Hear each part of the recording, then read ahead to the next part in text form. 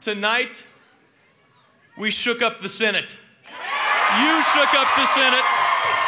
From Colorado to Arkansas to North Carolina, a red wave has swept over the electoral map, with Republicans winning key races across the US.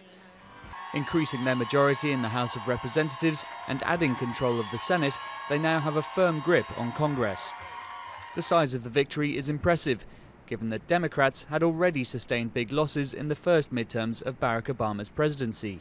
His first midterm was so negative in 2010 that the Republicans had, if you will, picked up so many of what was already the low-hanging fruit and what were their opportunities out there that you didn't imagine that they could much expand the map beyond what they had already done.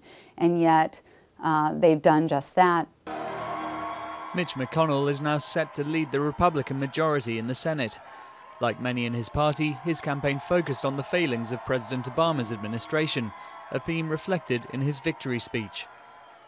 A government that can't be trusted to do the basic things because it's too busy focusing on things it shouldn't be focused on at all. While for some, the election was a referendum on the president's policies, voters said the biggest issue for them is the economy, despite the fact that on paper at least, there are signs of economic green shoots. I think there's a lot of fear about whether or not those sort of early shoots are going to blossom into real leaves. We're starting to see that now, but I do think the Democrats were concerned that if they talked up the economy, voters would basically say, what are you talking about? This isn't the reality. Republican excitement will be tempered by the knowledge that polls show strong disapproval for both parties.